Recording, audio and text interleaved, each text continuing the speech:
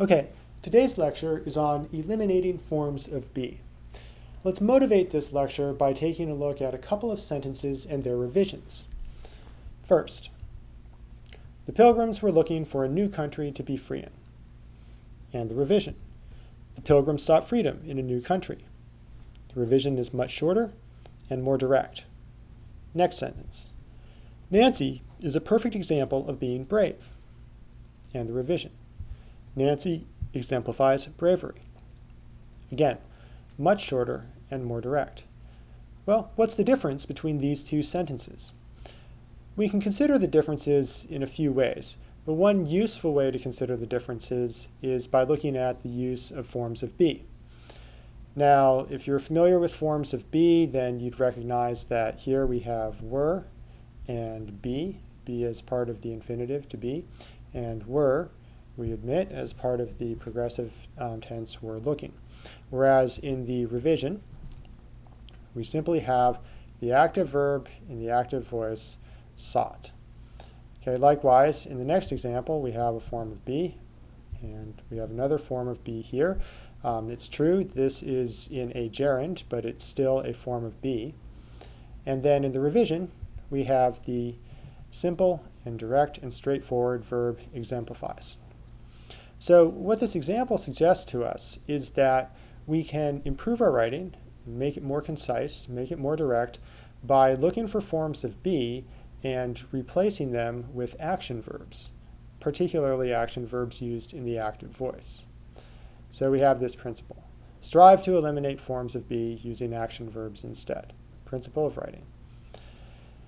Okay, so in order to understand this lesson, it'll be really helpful if you're already comfortable with identifying verbs in the first place, and also comfortable with identifying the forms of be. So you can refer to our other lectures on those topics for that information, but I will simply review the forms of be here. They are am, are, is, was, were, and be, being, and been. Now, let's go to some exercises. The following sentences, I'll use is as a form of the verb to be. Revise the sentences by eliminating the is. And you might want to pause and stop the video in order to take your own shot at revising the sentences. Okay, so first one. Here's our form of be. And we have the sentence, it is a beautiful day and makes all the boys happy. How do we revise out the form of be? Well, the first thing we note is that it really is using too many words to use a whole clause to say it is a beautiful day. There are times when we want to do that, of course, when we want simply to say it is a beautiful day. But in this particular sentence, the real emphasis is on, makes all the boys happy. So we want to keep the focus on makes all the boys happy while noting that it is a beautiful day. And we can do that by simply saying the beautiful day, and then we keep the rest of the sentence as it is. So there's our revision. We haven't substituted another verb for is in this case. We've simply gotten rid of that element of the sentence to make it more concise. All right, next sentence. Again, we have our form of be, is. And in this case, the form of be, so we have Tom's task today is to paint a fence. And again, well, not again, but here we have an infinitive, to paint. Now, an infinitive is not actually a verb. It does not have a subject that is performing it as an action. An infinitive is functioning in every case like another part of speech. But infinitives are very useful to identify in such sentences because they can usually be converted into a verb. And when we're trying to figure out how to revise out forms of be, it's a good idea to keep an eye out for words that can be turned into verbs. So, in this case, we want to keep the idea that it's today, and we'll have Tom performing an action. We also want to preserve the idea that we've got a task here. So we'll do that by using a helping verb.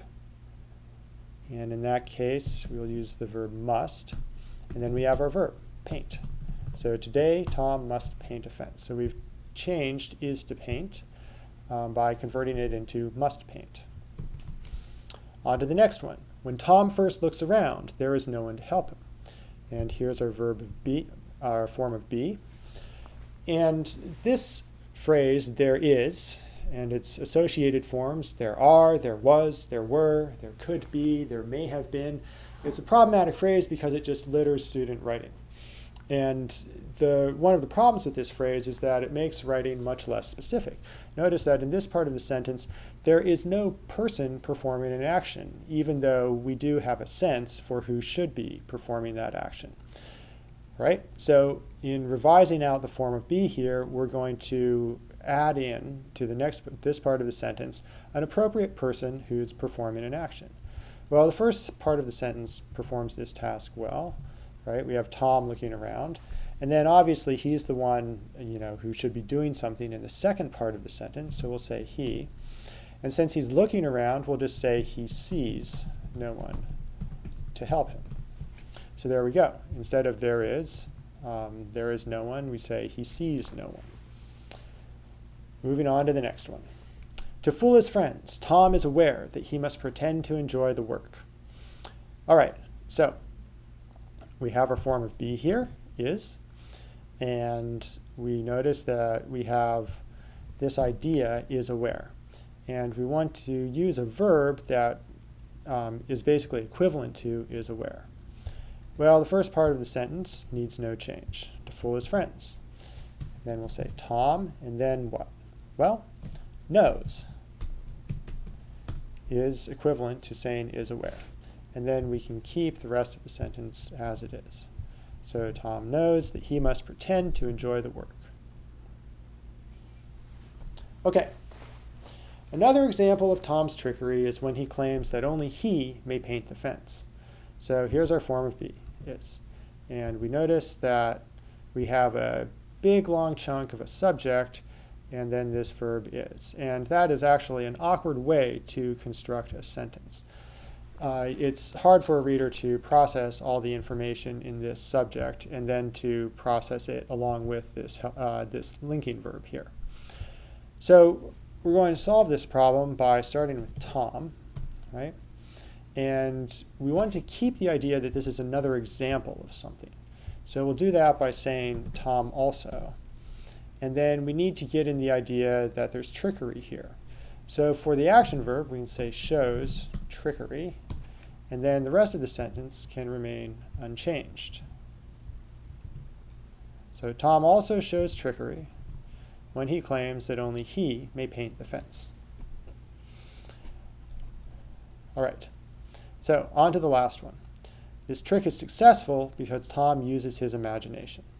So we have our form of be here, is. This trick is successful. And we want to revise it out. Okay, so what do we do here? Well, we notice that we have the word successful, right? And again, it's helpful to look in the sentence for words that can be converted to verbs. So in this case, what is the logical verb that corresponds to successful? So we say this trick succeeds because Tom uses his imagination. And there we are. Instead of is successful, we've said succeeds. So there are some examples of how you can take particular sentences and revise them to eliminate the verb to be.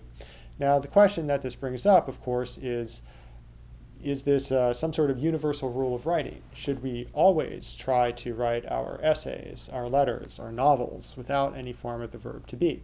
And the answer is, of course not. Skilled writers use be all the time. The difference is that they use it in an appropriate way. So we have this principle of writing here, that we should strive to eliminate forms of be using action verbs instead. But good principles are minor illustrations of more important general principles. And the more important general principles of writing are be concise and write vividly. So let's take a look at the way the rules about be, or the use of be, applies to the example of be concise. So in this first example, concision, we have this sentence here. Vincent is an artist. Now, there's no other shorter way to express that idea, to say that Vincent is an artist. There's no other verb you can use to make that point. And so this is the best way to express that thought. So here the use of be is entirely appropriate. Or let's take a look at this one. She was tired by James Joyce. Again, there's no short and convenient way to express that thought either. It's interesting that James Joyce, who is capable of constructing marvelously complex sentences, probably the most complex and beautiful sentences of the 20th century, well, he was perfectly capable of using a simple one like this if he wanted to make a point about the way a character felt. And this last one, Beauty is Truth by John Keats. Again, we need the form of be in order to make the point. If we just said beauty, truth, for instance, we would sound like, I guess in English, if you're used to English, that would sound fairly barbaric. Okay? But it is interesting to note that beauty is truth. In the place where Keats uses this line, he says, beauty is truth, comma, truth, beauty. Okay? That is all you know on earth and all you need to know. So in the follow-up to beauty is truth, he takes advantage of the fact that in English, once we express a verb, we can leave it out in the next sentence in certain cases, right? So this is like saying truth is beauty, but he's leaving out the is. So Keats, even as he's illustrating the proper use of be, is also in this line of the poem illustrating how to avoid using be when it's appropriate. Okay, next exception to this principle of striving to eliminate forms of be. Let's take a look at vivid writing.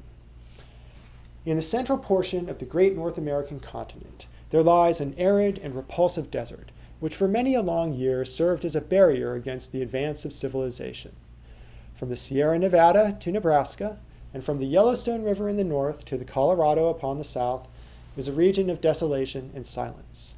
Nor is nature always in one mood throughout this grim district. It comprises snow-capped and lofty mountains, and dark and gloomy valleys. There are swift-flowing rivers which dash through jagged canyons, and there are enormous plains which in winter are white with snow and in summer are gray with the saline alkali dust.